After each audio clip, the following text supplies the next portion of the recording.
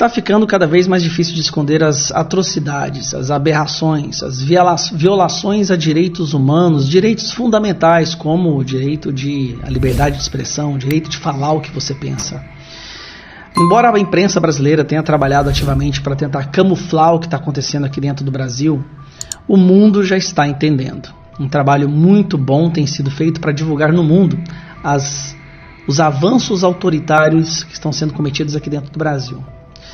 E hoje saiu uma notícia, na verdade, os arquivos da troca de e-mails de membros do Twitter, na época, desde 2020 para cá, foram liberados e mostram um escândalo gigantesco. Vamos lembrar o que são os Twitter Files. Nos Estados Unidos, assim que o Elon Musk assumiu a liderança do Twitter, comprou o Twitter, ele liberou os e-mails que haviam sido trocados entre membros do governo, CEO, diretores do Twitter, funcionários do Twitter, que mostrava que havia uma interferência direta nessa plataforma para censurar a direita, conservadores e apoiadores do Donald Trump. Bom, já tem um tempo que a gente está pedindo para que os e-mails do Twitter do Brasil também fossem liberados, e aí eles acabaram de ser, então nós estamos diante do Twitter Files Brasil. Eu acabei de ver essa postagem aqui no Space Liberdade e vou ler para você, tá? Bomba, jornalista americano Schellenberger revela através de Twitter Files Brasil que Alexandre de Moraes, exigiu ilegalmente que o Twitter revelasse detalhes pessoais sobre usuários do Twitter que usaram hashtag de que ele não gostou. Exigiu acesso aos dados internos do Twitter em violação da política do Twitter. Procurou censurar unilateralmente postagens no Twitter de membros efetivos do Congresso Brasileiro. Procurou transformar as políticas de moderação de conteúdo do Twitter em uma arma contra apoiadores do então brasileiro, contra os apoiadores do então presidente Jair Bolsonaro. E aí vamos lá na página do jornalista, né? Nessa página do jornalista, estava lá. Ele é um jornalista, já ganhou, é um vendedor best-seller de livros, já ganhou, cadê que falou aqui, ó, Time of Hero, herói do meio ambiente, já ganhou um prêmio de Dow, jornalismo Dow, então é um cara renomado. Ele soltou esta matéria aqui, ó. Aqui já tem uns comentários sobre a matéria dele, né? Bomba, TSE tentou coagir Twitter a espionar cidadãos por ele, tornando-se braço investigativo do órgão, monitorando certas hashtags e repassando os dados de quem as usava. O consórcio entre Estado e o oligopólio das Big Techs é o que se chama Complexo Industrial da Censura. A matéria é essa daqui, que vocês estão vendo, olha. Eu vou colocar na parte já traduzida, aqui embaixo. Essa aqui é a tradução. Vamos lá. O Brasil está envolvido em uma ampla repressão à liberdade de expressão liderada por um juiz da Suprema Corte chamado Alexandre de Moraes. De Moraes colocou pessoas na prisão sem julgamento por coisas que postaram nas redes sociais. Ele exigiu a remoção de usuários das plataformas de mídia social e exigiu a censura de postagens específicas, sem dar aos usuários qualquer direito de recurso ou mesmo direito de ver as provas apresentadas contra eles. Agora, os arquivos do Twitter, divulgados aqui pela primeira vez, revelam que Moraes e o Tribunal Superior Eleitoral que ele controlava estavam envolvidos em uma clara tentativa de minar a democracia no Brasil. Ele, né, exigiu ilegalmente que o Twitter revelasse detalhes, é aquela lista que eu li para vocês agorinha, né? Os arquivos mostram as origens da demanda do judiciário brasileiro por poderes de censura abrangente, o uso da censura pelo tribunal para interferência eleitoral antidemocrática e o nascimento do complexo industrial da censura no Brasil. Algo que nós estamos divulgando no mundo inteiro. Então aqui vamos pegar uns exemplos, vamos pegar isso aqui, ó. Vou pedir para traduzir e vamos pegar. Em 14 de fevereiro de 2020, o consultor jurídico do Twitter no Brasil, Rafael Batista, enviou um e-mail a seus colegas para descrever uma audiência no Congresso sobre desinformação e notícia falsa. Batista revelou que os membros do Congresso brasileiro solicitavam ao Twitter o conteúdo das mensagens trocadas por alguns usuários via DM, bem como registros de login, entre outras informações. Batista disse: estamos resistindo às solicitações que eram ilegais porque elas não atendem aos requisitos legais do Marco Civil, da Lei Brasileira da Internet, para divulgação de registro de usuários. Batista observou que alguns usuários conservadores do Twitter recorreram ao Supremo Tribunal depois de saberem pela mídia que o Congresso estava tentando obter seus IPs e conteúdos de DM. Diante disso, o Supremo Tribunal Federal concedeu liminar suspendendo a exigência devido ao descumprimento de requisitos legais. Vamos para a próxima. Traduzir também. O Supremo Tribunal Federal e Tribunal Superior Eleitoral do Brasil, 7 ministros compõem o Supremo Tribunal Eleitoral do Brasil. 3 desses ministros também são membros do Supremo Tribunal Federal. Um deles, Alexandre de Moraes, preside o TSE. Aqui estão os antecedentes da ascensão do complexo industrial de censura no Brasil. Aí ele fala como é que foi que aconteceu, né? O Batista enviou, olha aqui, cadê a tradução? Tirei a tradução desse aqui, né?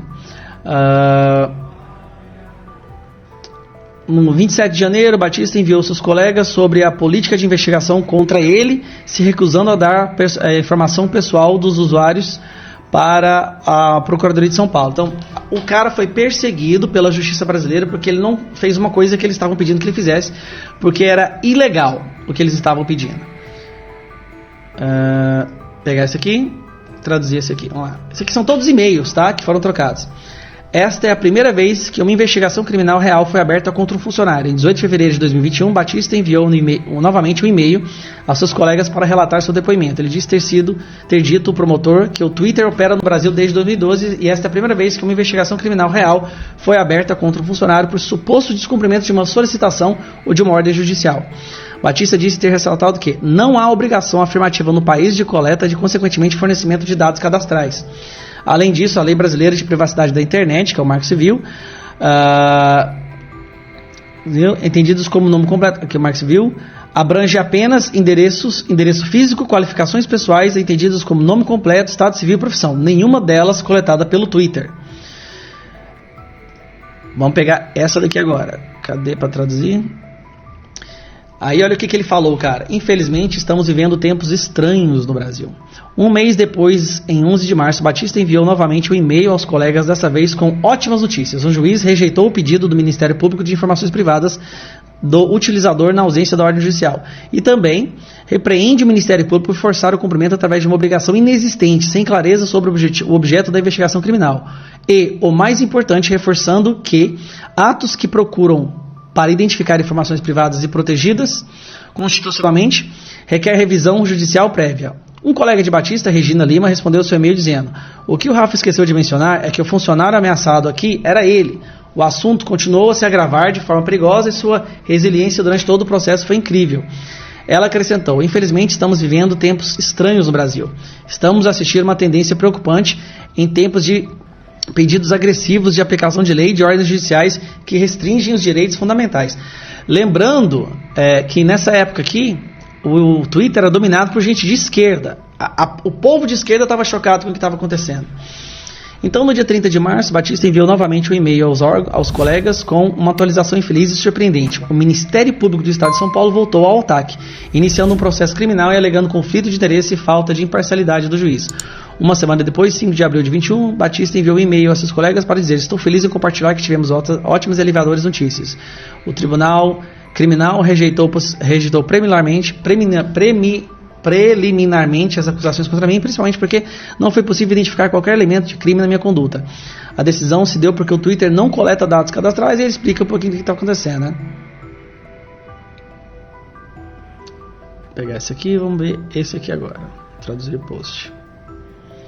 Desmascarar várias contas do Twitter. No mesmo e-mail, Batista observou que o Tribunal de São Paulo exigiu que o Twitter desmascarasse diversas contas do Twitter relacionadas a críticas supostas ofensas contra Fernando Capês, professor e político brasileiro, ex-deputado e atualmente secretário especial do Conselho de Consumidor de São Paulo, agência de proteção civil que foi réu em processo criminal. Recentemente, uma justiça federal apreendeu milhões de reais nas suas contas bancárias e os tweets estão relacionados a esses fatos. Portanto, iremos agir contra essa ordem judicial. Deixa eu pegar a parte mais importante.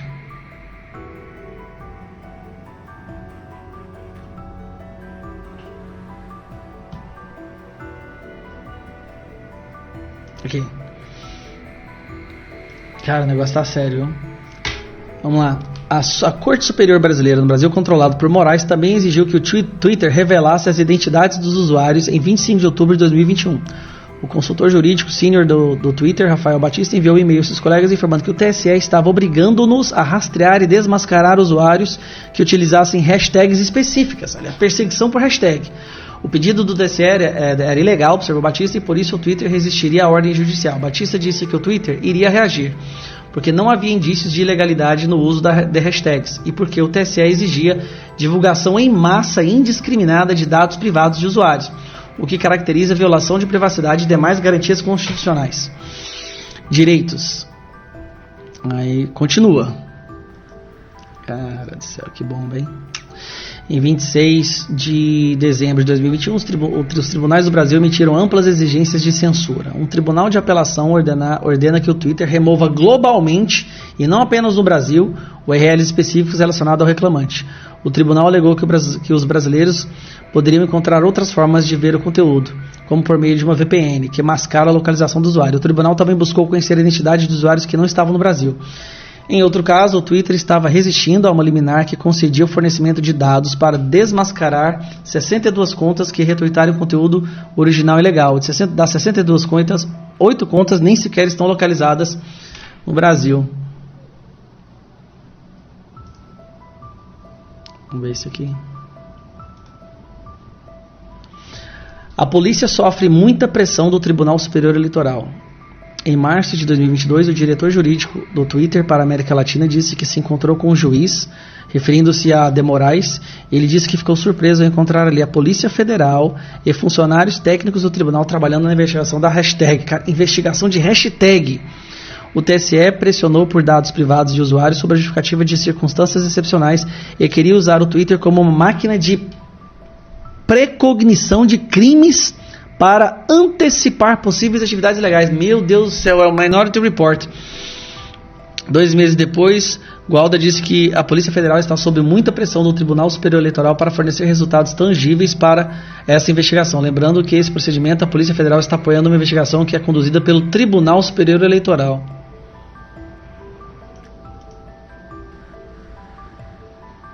Que pariu, olha o que é isso aqui.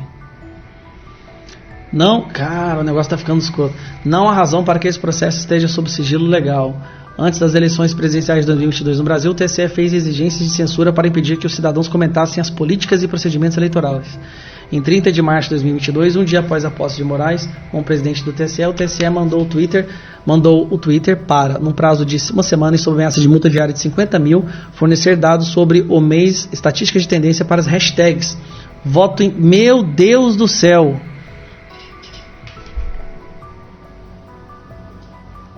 Eles estavam rastreando quem soltava a hashtag voto impresso não e voto democrático auditável.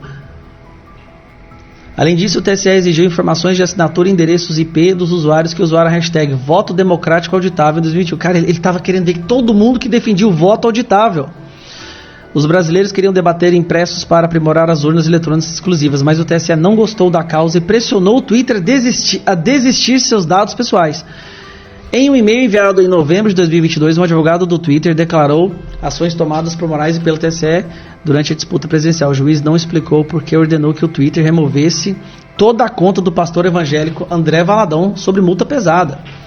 O Twitter interpôs recurso contra a ordem, apontando que não sabia por que estava sendo ordenado a fazê-lo, mas cumpriu. O TSE ameaçaria o Twitter a cumprir em 1 hora sob uma multa diária de R$100 mil para censurar uma conta inativa de desinformação cometida em outro lugar. O TSE também atacou os deputados eleitos Carla Zambelli e Marcel Van Hatten por suposta desinformação, ameaçando multa de R$150 mil. Se o Twitter não cumprisse dentro de 1 hora, o Twitter recuou, entre outras objeções, e argumentou que não há razão para que esse projeto esteja sob sigilo. Cara do céu, cara, isso aqui é um escândalo. Meu Deus do céu, olha isso aqui.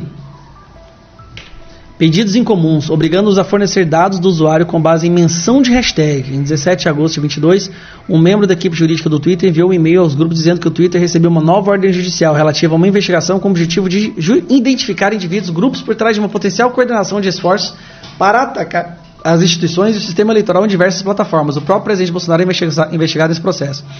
Ela acrescentou: recebemos vários pedidos incomuns provenientes dessa investigação, o mais recente, relevante, nos obrigando a fornecer uma quantidade indeterminada de dados de usuários com base em menções de hashtag. As hashtags dizem respeito à mobilização em torno das eleições, que era pedindo voto impresso, né? E pedindo a prisão do Barroso. Barroso é o ex-presidente do TSE. De acordo com o relatório que temos atualmente, foram 182 tweets no período de interesse. Precisamos do conteúdo, identificadores de usuários respectivos, dados do BSI, o mais rápido possível.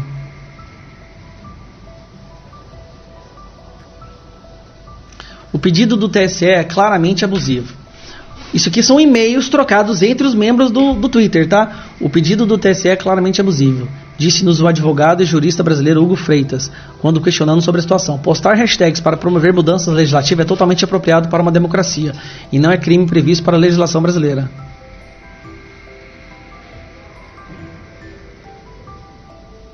Três meses depois, Moraes se torna presidente do TSE em agosto de 22. Ele exigiu censura. Apesar de a publicação de hashtags não violar nenhum estatuto legal específico, o Twitter cumpriu as exigências do tribunal para evitar muitas multas substanciais. O Supremo Tribunal do Brasil e o Twitter removeram o discurso político e penalizaram os usuários por debaterem políticas. Dessa forma, o tribunal parece ter interferido numa importante eleição presidencial.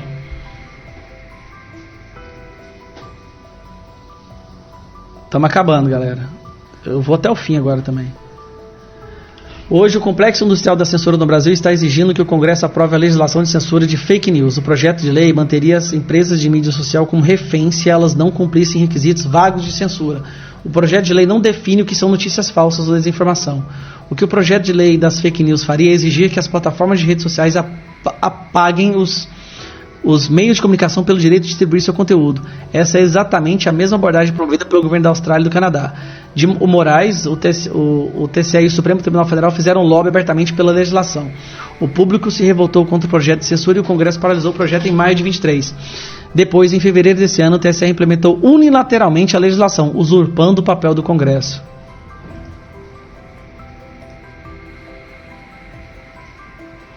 Sem liberdade de expressão em uma eleição. A censura do TSE é um ataque ao processo democrático. As eleições só poderão permanecer livres e justas se o público for capaz de debater e questionar as leis, sistemas e resultados eleitorais.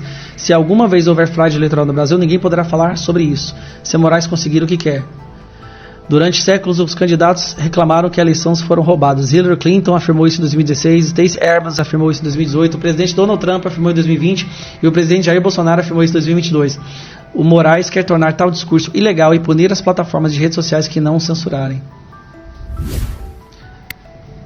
Cara do céu. É isso aí, pessoal. Ficou longo, mas vou nem dar opinião.